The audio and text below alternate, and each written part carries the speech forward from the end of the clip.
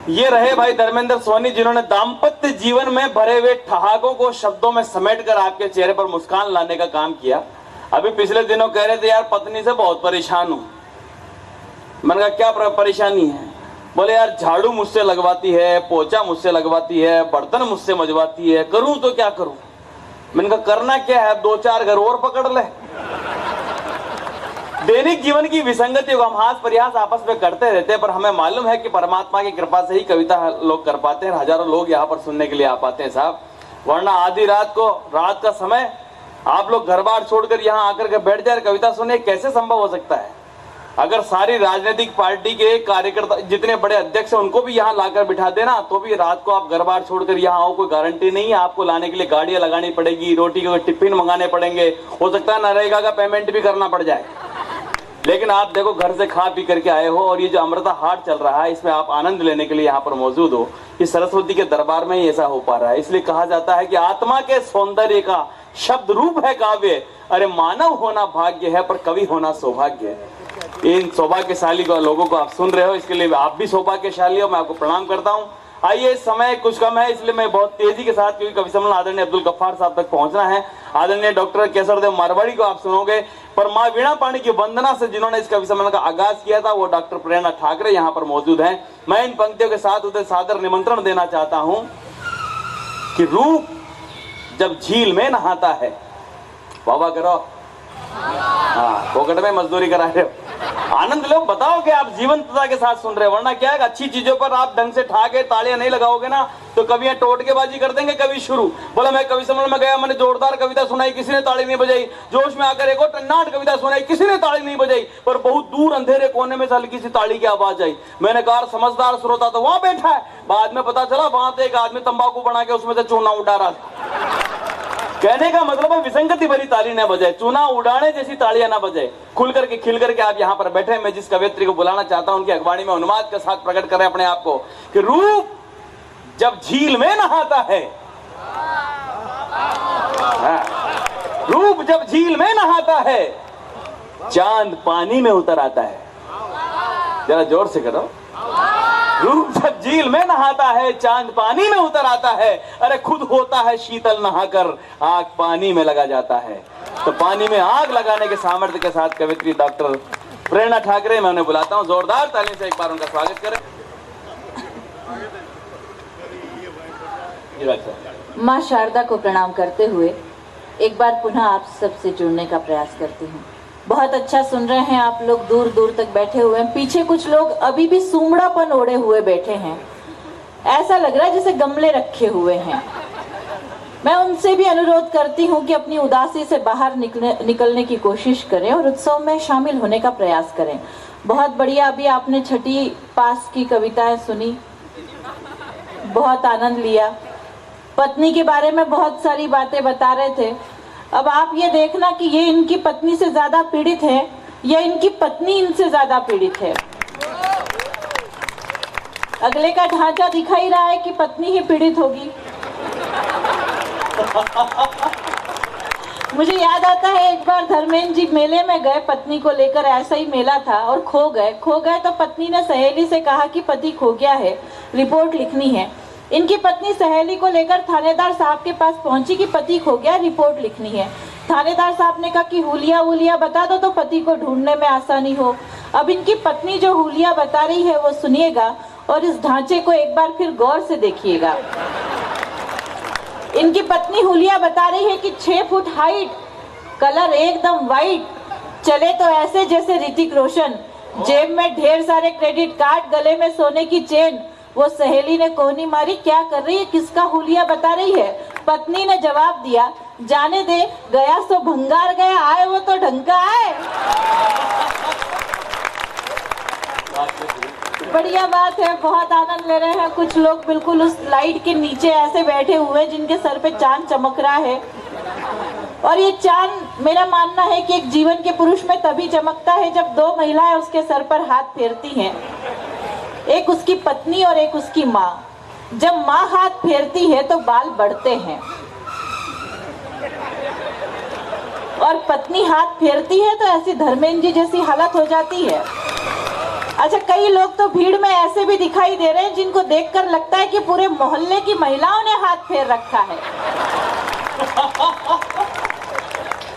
मैं उन्हें विशेष प्रणाम करती हूँ। बहरहाल बहुत बढ़िया सुन रहे हैं आप लोग। समय की अपनी मर्यादा है। आइए कुछ दुमदार दोहों से जोड़ने का प्रयास करती हूँ। कुछ बातें आपने सुनी है, मैं परिणाम तक ले जाना चाहती हूँ कि परिणाम क्या होते हैं। बस शर्त इतनी है कि आपकी तालियां लय के साथ, रिदम के साथ मुझ तक पहुंचनी चाहिए। और कहाँ आहा का ठेका लगाना है आप जानते हैं, बहुत कवि सम्मेलन सुनते हैं। सुनिएगा के ढाई आकर प्रेम के बड़े सो पंडित हो। लेकिन जब तक पूरे सदन से मुझे एक साथ तालियां लय के साथ नहीं मिलेंगी, मैं इसी पंक्ति को पूरी रात पढ़ सकती हूँ, चाहे समय खत्म हो जाए। इसलिए आइए प्रारंभ करते हैं आनंद की यात्रा। के ढाई आखर प्रेम के बड़े सो पंडित हो, नजरों से नजरें मिली बोलो कैसे सोए कि चकमा दे गई लैला। ये आहा का ठेका लगाना है आपको। वार्ड क्रमांक 13 बिल्कुल ऐसे चुपचाप नहीं बैठना है। हाँ, इधर से भी तालियों की गड़गड़ाहट होनी चाहिए। वार्ड नंबर 13 नाबालिग होता है, वार्ड नंबर 18 को बोलो और सब बालिग। कोई बात नहीं, यदि ये नाबालिग भी है तो आज की रात बालिग हो जाएगा कवि सम्मेलन खत्म होने तक। क्या बात है, बहुत अच्छी। इसीलिए अब नजरों से नजरें मिली बोलो कैसे सोए कि चकमा दे गई लैला, कि चक्री हुआ है छेला, कि चकमा दे गई लैला, कि चक्री हुआ है छेला। और पूरी पिक्चर पिटी गई हीरो शोक मनाए, पूरी पिक्चर पिटी गई हीरो शोक मनाए। कन्याओं के जाल में फंस गए बाबा, हाय हाय बदनाम हो गए, ये झंडू बाम हो गए, हाय बदनाम हो गए, ये झंडू बाम हो गए। और अगली पंक्ति सुनिएगा और देखिएगा काका जी की तरफ, जो बहुत गौर से देख भी रहे हैं और सुन भी रहे हैं। कि छैल छबिल्ली मोहिनी मधुमाती ठिलाए। तालियां आनी चाहिए सबकी एक साथ। कि छैल छबिल्ली मोहिनी मधुमाती ठिलाए, 80 का जाबाज भी 25 का हो जाए, कि कोई शक न करेगा ये वीरू अब न डरेगा, कि कोई शक न करेगा ये वीरू अब न डरेगा। और 10 जनपद के द्वार पर राहुल खड़े उदास, 10 जनपद के द्वार पर राहुल खड़े उदास। समझाती है सोनिया हो जा पप्पू पास, चली मोदी की आंधी करे क्या राहुल गांधी, चली मोदी की आंधी। ये धर्मेंद्र जी मुझसे पूछ रहे थे कि बताओ कि महिलाएं मांग क्यों, तो फिर ये मारवाड़ी जी पूछने लगे कि फिर ये बताओ कि पुरुष मांग क्यों नहीं भरते।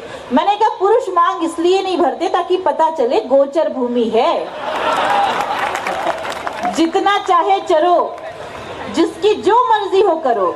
तो फिर ये बुद्धि जी पूछने लगे कि जब इतनी ज्ञान की बातें जानती हो तो ये बताओ कि वरमाला लेकर जब दुल्हन आती है तो उसके साथ 3-4 और लड़कियां क्यों आती हैं। मैंने कहा आप इतना भी नहीं जानते, जब एक प्लॉट की रजिस्ट्री होनी होती है तो नक्शे में खाली पड़े 3-4 प्लॉट बताने पड़ते हैं कि नहीं। ये सब जो इतने बढ़िया था के लगा रहे हैं, ये सब खाली प्लॉट के चक्कर वाले लोग हैं। अच्छा, ये वार्ड जो नाबालिग है वो उनमें का है जो यदि खाली प्लाट भी देखता है तो गुमटी टांग देता है। इतने बढ़िया लोग हैं। यहाँ कई पप्पू बैठे हैं जिन्होंने प्यार किया होगा, लेकिन ये बड़ी बात नहीं है। कई पप्पू ऐसे भी बैठे होंगे जो अपनी गर्लफ्रेंड के मोबाइल में बैलेंस डलवाते होंगे। क्यों रामलाल? लेकिन ये भी बड़ी बात नहीं है। बड़ी बात यह है साहब कि जमाना इतना खराब आ गया है कि वो गर्लफ्रेंड उस बैलेंस से तीसरे बॉयफ्रेंड से बात करती है। तब पंक्तियां निवेदन करना चाहती हूँ, सुनिएगा। कि ये फैशन का दौर है, लड़की है मॉडर्न। अब की बार तालियां आनी चाहिए भरपूर पूरे सदन से एक साथ। कि ये फैशन का दौर है, लड़की है मॉडर्न। आजकल की लड़कियों का है ये पैटर्न, सैकड़ों बॉयफ्रेंड है, लड़कियां बड़ी ट्रेंड है। सैकड़ों बॉयफ्रेंड है, लड़कियां बड़ी ट्रेंड है। और आदरणीय राजकुमार जी, आपने अपने जीवन में प्यार जरूर किया होगा। हाँ, जितने भूतपूर्व नौजवान साथी यहाँ बैठे हैं, वे उन गलियों को याद कीजिए जब उन्होंने प्यार किया और कई गलियों के चक्कर लगाए होंगे। लेकिन परिणाम क्या होता है सुनिएगा, कि जिनकी गलियों के लगे चक्कर रोज हजार, जिनकी गलियों के लगे चक्कर रोज हजार, हाय औरों के साथ में हो गई वो तो फरार। जतन से जिसको फांसा वो लड़की दे गई झांसा। अच्छा, झांसा दे गई तो दे गई, मैं जानती हूँ झुंझुनू के लोग इतने बढ़िया है, एक गई दूसरी आएगी। लेकिन जब वही लड़की 3-4 साल बाद किसी मेले या उत्सव में आकर मिलती है तो परिणाम क्या होता है सुनिएगा, कि कल वो मेले में मिली लेकर अपना राम, कल वो मेले में मिली लेकर अपना राम, बोली बेटा मामा है कर लो इन्हें प्रणाम। बना गई हमको भैया करे अब ताता थैया, बना गई हमको भैया। आंदोलन समाप्त। एक बार जोरदार तालियां बजाकर बताइए कि आप मुझे सुन रहे हैं। और आइए मित्रों, जिस उद्देश्य की पूर्ति के लिए आदरणीय राजकुमार जी और संयोजन समिति के सभी माननीय सदस्यों ने, आदरणीय केसर देव जी ने मुझे यहाँ बुलाया है, मैं उस उद्देश्य की पूर्ति की ओर बढ़ना चाहती हूँ। और ये मेला जिस कारण से यहाँ पर आयोजित किया गया है, मैं बहुत बहुत बधाई शुभकामनाएं प्रेषित करती हूँ। व्यवस्थाओं की जहाँ तक बात करते हैं साहब, तो व्यवस्थाओं के बारे में क्या सच और क्या झूठ कहें।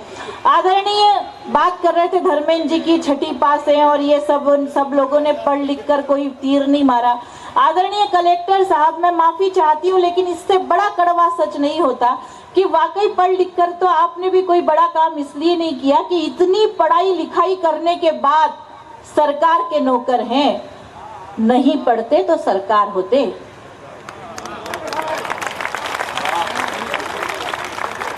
तब व्यवस्थाओं पर बात करना चाहती हूँ, सुनिएगा, कि देश पे उठाई गई आंख फोड़ देंगे हम, हो सके तो अपनी नजर को संभाल लो।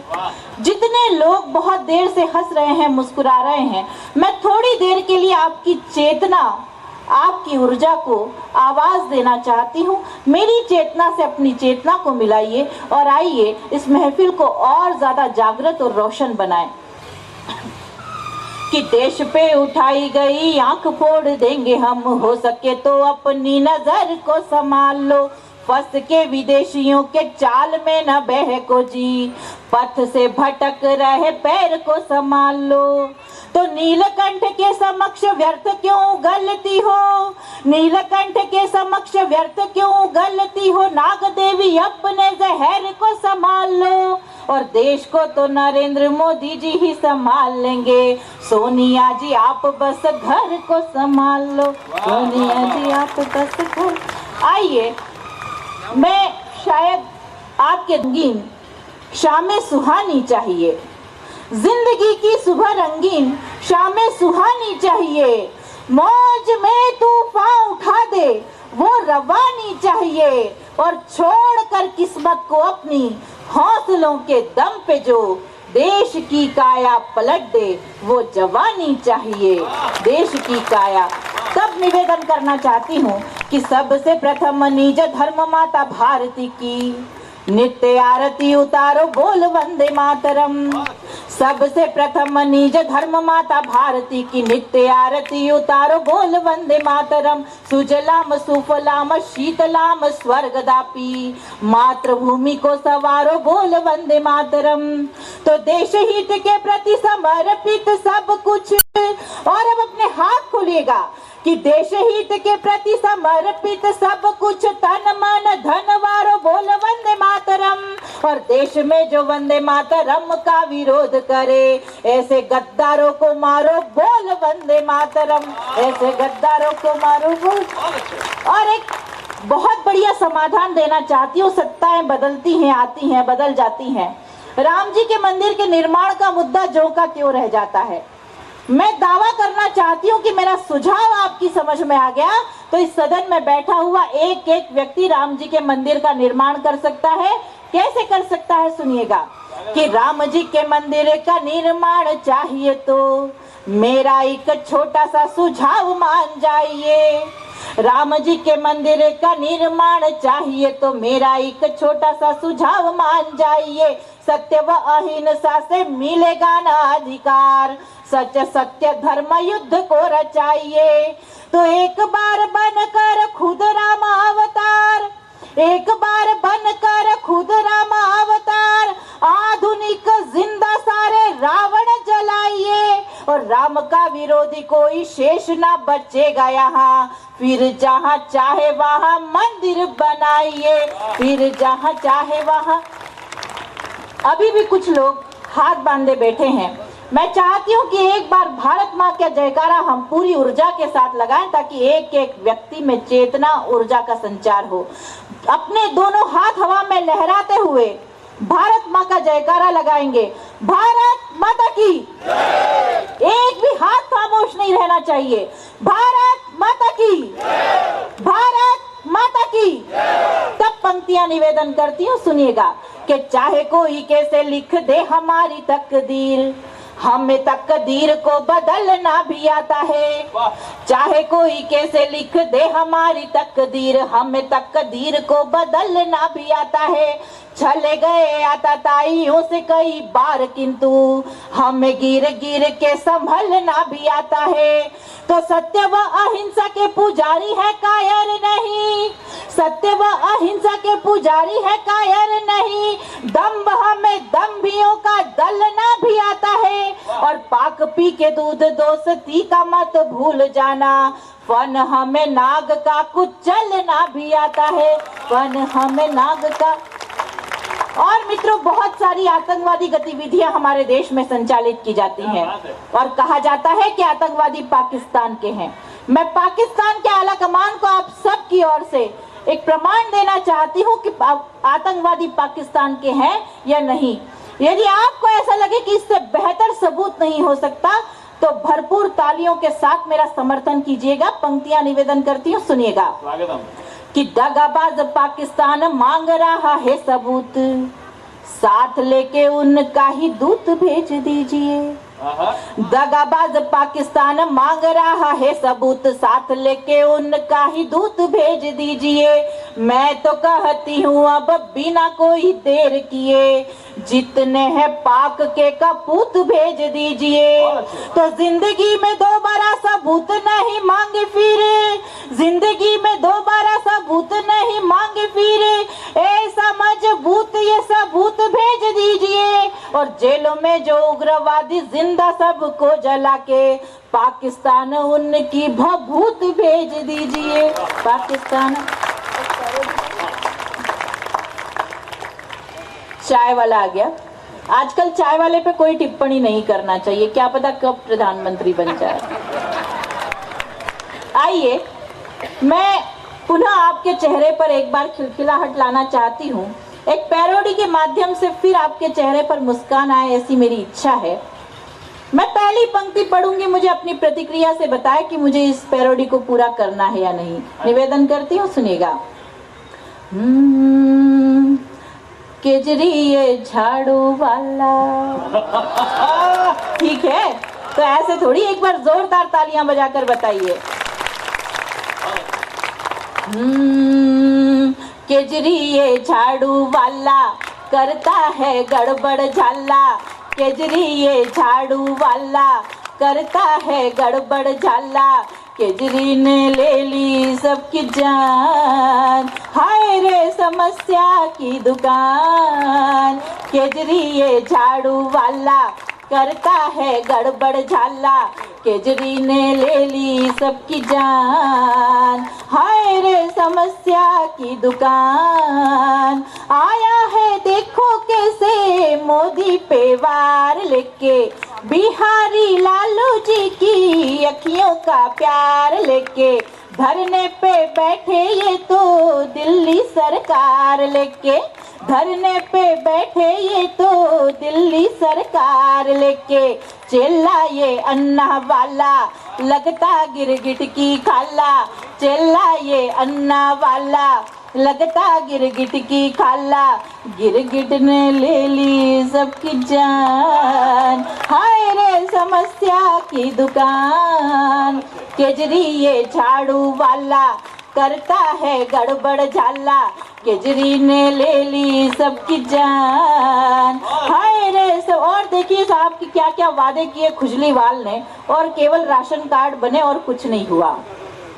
मुफ्त का बिजली पानी, मुफ्त का हाई फाई, मुफ्त का बिजली पानी, मुफ्त का वाई फाई, और इवन नियम ने मचाई त्राही त्राही, दिल्ली की जनता बोले सीएम मिल गए हर जाई, दिल्ली की जनता बोले सीएम मिल गए हर जाई, खांसी चलती है खरखर ऊपर से डाले मफलर, खांसी चलती है खरखर ऊपर से डाले मफलर, खाए मजे लेके पान, आए रे समस्या की दुकान, केजरी ये झाड़ू वाला करता है गड़बड़ झाला, केजरी ने ले ली सबकी जान, हाय रे समस्या।